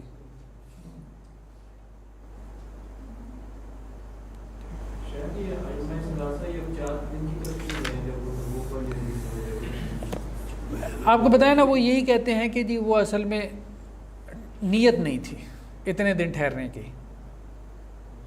جس کا تعین ہو اس میں تو آپ کے پاس 4 دن ہی ہیں, جیسے ائمہ ثلاثہ کہتے ہیں, جس میں نیت آپ کو پتہ نہیں, ہم یہ نہیں کہہ رہے. ہم دیکھیں نا ان کی بات سمجھنے کی کوشش کریں. وہ یہ کہہ رہے ہیں کہ اللہ کے رسول صلی اللہ علیہ وسلم جو ہے نا, وہ اگر تبوک میں 20 دن ٹھہرے ہیں نا, تو آپ کی 20 دن ٹھہرنے کی نیت نہیں تھی. آپ تو گئے بس کہ وہ لڑائی کرنے کے لیے گئے, تو آپ نے کہا کل آ جائے گا, پرسوں آ جائے گا. لیکن دوسرے اس کو اس طرح سے نہیں دیکھتے نا. دوسرے اس طرح سے دیکھتے ہیں آپ جب وہاں پہنچے ہیں تو آپ کو پتہ چلا ہے کہ وہ تو آیا ہی نہیں ہے. جب وہ آیا ہی نہیں ہے تو آپ کو پتہ چل گیا کہ جنگ کا خطرہ نہیں ہے. اب اللہ کے رسول ٹھہرے ہیں ساتھ والے قبائل سے معاہدے کرنے کے لیے, اور آپ وہاں ٹھہرے اور آپ نے ساتھ والے قبائل سے معاہدے کیے اور واپس آئے. اور جو ٹھہرے بھی ایک خاص مدت کے لیے, وہ بھی اس کے اوپر روب ڈالنے کے لیے, اس کے انتظار میں نہیں. اس میں کون سا موقف نہیں, مجھے تو یہی محسوس ہوتا ہے, زیادہ بہتر تو یہی ہے کہ اس کی مدت متعین نہیں ہے. اور ابن قیم رحمہ اللہ علیہ نے اس میں یہی بات کہی ہے, بلکہ امام ابن تیمیہ کا بھی یہی موقف ہے. تو اس میں بہتر موقف یہی معلوم ہوتا ہے کہ اس کا تعلق عرف سے ہے. دیکھیں سفر کے جتنے مسائل ہیں, جب کوئی قاعدہ ضابطہ آپ کو نہیں مل رہا کہ آپ اس قاعدے کے ساتھ ان کو جوڑیں, تو ہمارے پاس ایک ہی قاعدہ ضابطہ ہے, اور وہ کیا ہے, وہ عرف کا ہے. عرف میں وہ شخص مسافر کنسیڈر ہوتا ہے کہ نہیں, عرفاً. یعنی ایک بندہ کہیں پہ 6 ماہ سے پھنسا ہوا ہے, تو لوگ اس کو مسافر سمجھ رہے ہیں یا مقیم سمجھ رہے ہیں. اگر لوگ اس کے ذہنوں میں یہ ہے کہ یہ مسافر ہے, تو وہ قصر ہی کرے گا.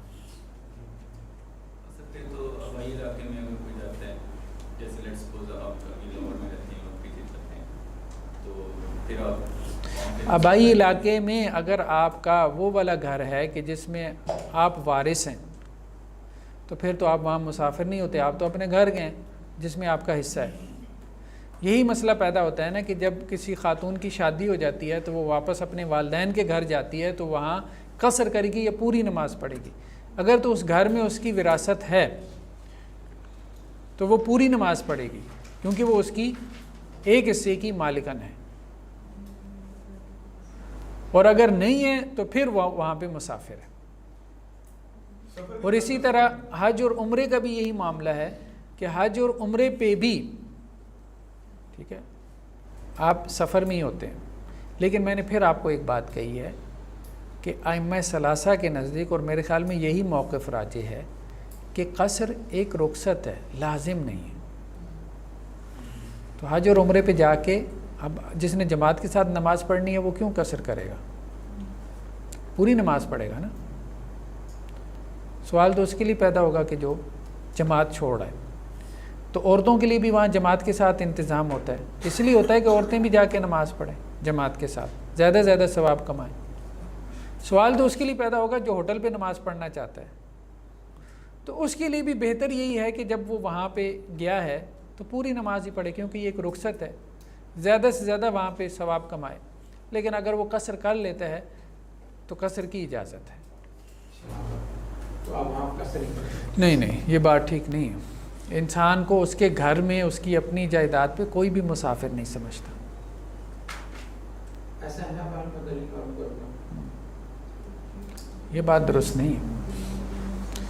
دیکھیں نا, بات پھر وہی ہے, ہمیں اصل میں دیکھیں معنی ڈیفائن کرنا ہے. معنی ڈیفائن کرنا ہے سفر کا، وہ سفر کا لفظ جو قرآن میں آ گیا، جو حدیث میں آ گیا، ٹھیک ہے نا. اللہ تعالیٰ نے مسافر کو رخصت دی ہے نا، یہ تو اتفاق ہو گیا. رخصت کس کے لیے؟ اب مسافر کون ہے یہ کیسے ڈیفائن ہوگا؟ لیکن ہم اپنے گاؤں جاتے ہیں، اب ہم یہاں پہ رہتے ہیں، وہاں جاتے ہیں تو 1 دن کے لیے 2 دن کے لیے مسافر کر جاتے ہیں. اپنے اگر میری جائیداد ہے، مثال کے طور پہ میرا مری میں گھر ہے، مجھے کون مسافر سمجھے گا؟ میرا اپنا گھر ہے، میں وہاں کہاں مسافر ہوں؟ لوگوں کے 4 گھر ہوتے ہیں، ایک اس کا کراچی میں ہے. اب ایک بندہ اسی گھر میں 6 ماہ جا کے رہتا ہے یا 1 ہفتے جا کے رہتا ہے، اس سے تو کوئی فرق نہیں پڑتا. ٹریول ٹائم کے اندر آپ مسافر ہیں. ہاں، ٹریول ٹائم میں جو آپ درمیان میں انٹر سٹی جو آپ ٹریولنگ کر رہے ہیں، اس کے علاوہ تو اپنے گھر میں، آبائی گھر میں آپ کبھی بھی مسافر نہیں ہوتے. جہاں بھی آپ کی جگہ ہے، دیکھیں نا پھر سفر کی حکمت بھی کیا ہے، قصر کی حکمت بھی کیا ہے کہ انسان اپنے گھر میں اس طرح سے کمفرٹیبل ہوتا ہے، دوسرے کی جگہ پہ اس طرح سے کمفرٹیبل نہیں ہوتا، مشقت بڑھ جاتی ہے. تو اس لیے اللہ تعالیٰ نے وہاں رخصتیں دے دی. نوافل اور سنن کی ادائیگی، ٹھیک ہے جی، نوافل اور سنن پڑھ سکتے ہیں، ٹھیک ہے، نوافل اور سنن ادا کیے جا سکتے ہیں سفر کی نماز میں. لیکن حضرت عبداللہ بن عمر جو ہے وہ اس کی مخالفت کرتے تھے. وہ کہتے تھے کہ اگر میں نے سنت ہی پڑھنی ہے تو میں فرض کیوں نہ پورے پڑھ لوں. تو دونوں آرام موجود ہیں، لیکن معاملے میں سختی نہیں ہے. اگر وقت ہو تو آپ سنن اور نوافل پڑھ سکتے ہیں، ٹھیک ہے، اور اگر وقت نہیں ہے تو پھر یہ تکلف ہے. جیسے وہ تبلیغ والے وہ بس رکواتے ہیں، اب بھائی اب آپ فرض پڑھیں، پوری بس آپ نے رکوائی ہوئی ہے، اب آپ سنتیں بھی پڑھنا شروع کر دیں گے، یہ ٹھیک نہیں ہے نا. ہاں، ٹرین بھی چل گئی. تو اللہ کے رسول صلی اللہ علیہ وسلم نے سفر میں، جیسے یہ بخاری کی روایت ہے کہ آپ صلی اللہ علیہ وسلم نے فتح مکہ کے موقع پہ 8 رکعتیں پڑھی. یہ وہی چاشت کی نماز تھی حضرت ام ہانی رضی اللہ عنہ کے گھر.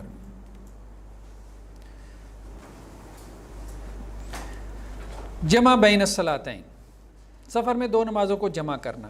جمہور کے نزدیک سفر میں جمع جائز ہے، مالکیہ، شافعیہ، حنابلہ، اگر کچھ تفصیل میں اختلاف ہے اگرچہ، لیکن اوورال جمع ان کے ہاں جائز ہے، محدثین کے ہاں بھی. احناف کے نزدیک جمع جائز نہیں سفر میں، 2 نمازوں کو جمع کرنا، سفر میں جمع کرنا. تو جمہور کے نزدیک سفر میں بھی جمع جائز ہے کہ اللہ کے رسول صلی اللہ علیہ وسلم نے غزوہ تبوک کے موقع پہ جمع کیا. ظہر اور عصر کو جمع کیا اور مغرب اور عشاء کو جمع کیا. نہیں، ظہر کے ٹائم میں جی، مغرب کے ساتھ جمع کیا. تمام روایات کو سامنے رکھیں تو سب قسم کی جمع اللہ کے رسول سے ملتی ہے.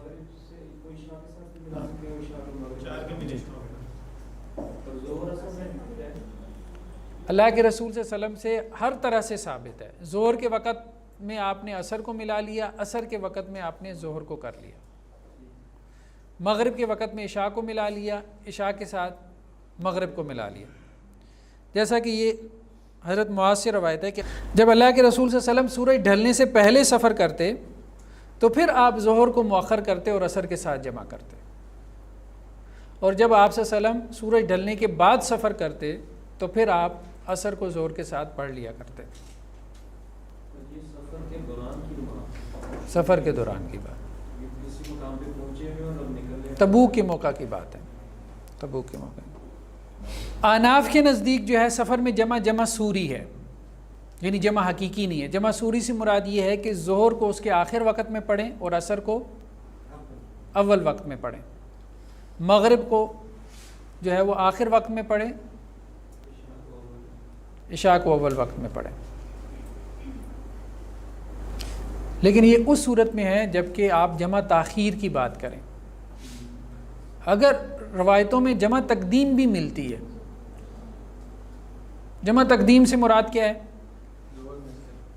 کہ ظہر کے ساتھ ظہر کے وقت میں عصر کو پڑھ لیا، تو اس میں آپ یہ تعویل نہیں کر سکتے پھر. یا مغرب کے وقت میں اللہ کے رسول صلی اللہ علیہ وسلم نے عشاء کو پڑھ لیا، اس میں آپ یہ تعویل نہیں کر سکتے کہ یہ جمع سوری تھی.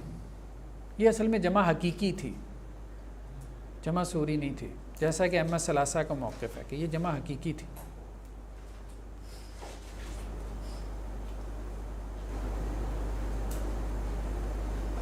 لیکن جمع سوری تو پھر اس کو بیان کرنے کی ضرورت ہی کیا ہے، وہ تو اپنے وقت میں نماز پڑھنا ہے، وہ تو سب کو پتہ ہے کہ ابتدا سے انتہائی وقت میں نماز ہو جاتی ہے۔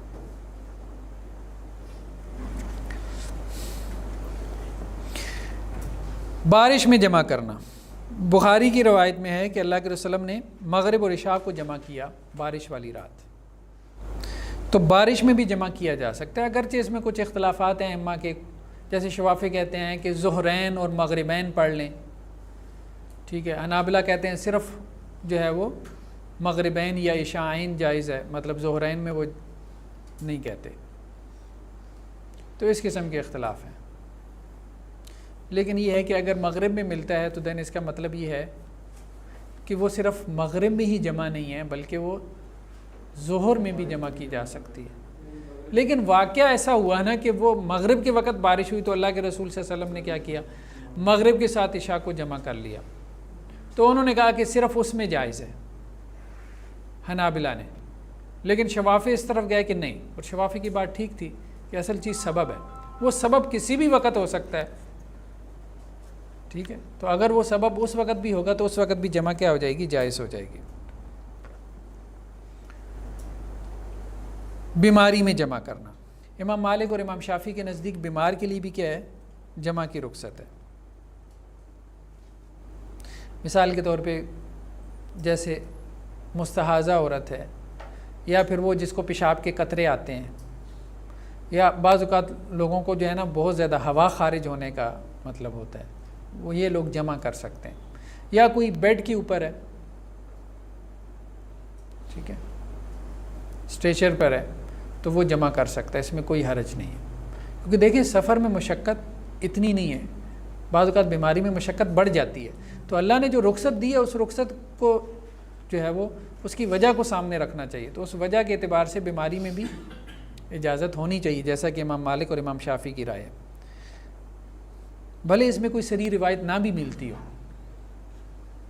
لیکن جمع کی علت کو سامنے رکھتے ہوئے ہم کیا کر سکتے ہیں، یہ بات کہہ سکتے ہیں۔ نہیں، کبھی کبھار بھی اگر کوئی بیمار ہو گیا ہے اور اس کی بیماری کی مشقت اتنی ہے جو سفر کی مشقت ہے تو وہ جمع کر سکتا ہے، کوئی حرج نہیں ہے، بلکہ ابن تیمیہ تو بہت مطلب اس میں رخصت دیتے ہیں، وہ یہ کہتے ہیں کہ یہ جو طباخ ہے اور خباز ہے، تندورچی جسے ہم کہتے ہیں، یہ بھی جمع کر سکتا ہے، یعنی ان کے کہنے کا مقصد یہ ہے کہ اگر کسی کے کام کی نوعیت ایسی ہے کہ اس کو چھٹی یا رخصت نہیں ملتی، جیسے اب یورپ وغیرہ میں بہت سارے لوگ کام کرتے ہیں تو وہ یہ کہتے ہیں کہ جی ہمارے لیے ممکن نہیں ہوتا وقت پہ نماز پڑھنا، کیونکہ کافروں کا ماحول ہے، وہ رخصت تو دیتے نہیں ہیں، وہ آفس ٹائمنگ میں نماز نہیں پڑھنے دیتے، یا پھر یہ ہے کہ ٹائمنگز ایسی ہیں جغرافیائی حالات کی وجہ سے، جیسے سکینڈینیوین کنٹریز ہیں وہاں ٹائم ہی بہت چھوٹا ہوتا ہے، مختصر ہو جاتا ہے، تو ایسے میں پھر جو ہے وہ اجازت نکل سکتی ہے ان حالات میں، کیونکہ نیکسٹ یہی ہے نا، ضرورت اور حاجت، ضرورت اور حاجت کی وجہ سے بھی بعض اہل علم جو ہے وہ قائل ہیں کہ جمع کر سکتا ہے، لیکن عادت نہ بنائے، اصل بات یہ، کیونکہ وہ روایت ہے نا صحیح مسلم کی کہ رسول اللہ صلی اللہ علیہ وسلم نے ظہر اور عصر کو جمع کیا، مغرب اور عشاء کو جمع کیا، مدینہ میں جمع کیا، یعنی سفر نہیں تھا، فی غیر خوف ولا مطر، نہ کوئی خوف تھا اور نہ بارش تھی، یعنی خوف اور بارش کی وجہ سے تو جمع کر ہی سکتے ہیں، سفر کی وجہ سے بھی جمع کر سکتے ہیں، لیکن ان تینوں کے علاوہ بھی رسول اللہ صلی اللہ علیہ وسلم نے جمع کیا، یہ صحیح مسلم کی روایت ہے۔ ضرورت اور حاجت کے تحت یہی بات ہے نا، حدیث کے الفاظ کیا ہیں، فی غیر خوف ولا مطر، خوف اور مطر کے علاوہ، یہ نہیں کہا کہ بغیر عذر کے۔ راوی نے پوچھا حضرت عبداللہ ابن عباس سے جو یہ روایت نقل کر رہے تھے، اس سے کیا مراد ہے؟ حضرت عبداللہ ابن عباس نے ایک بات بیان کی، وہ بہت اہم ہے، کیونکہ فقہاء صحابہ میں سے ہے نا، اور رسول اللہ علیہ وسلم کی ان کے لیے دعا بھی موجود ہے کہ اللہ تعالیٰ ان کو، تو یہ لفظ بہت اہم ہے۔ انہوں نے کہا کہ اللہ کے رسول صلی اللہ علیہ وسلم کا ارادہ یہ تھا کہ امت کو تنگی سے نکالیں، مشقت سے نکالیں، ٹھیک ہے.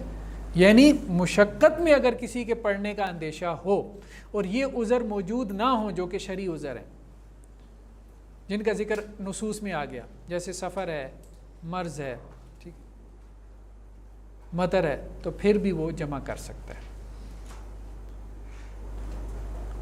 جیسے وہ یہ بات آئی تھی کہ بچے کے فائنل ایگزامز ہو رہے ہیں تو وہ جمع، لیکن اس کو عادت نہ بنائیں. عادت، ایک بات تو یہ کہ عادت نہ بنائیں، اور دوسرا یہ ہے کہ کوئی عذر ہو جس کی وجہ سے وہ مشقت میں پڑ رہا ہو.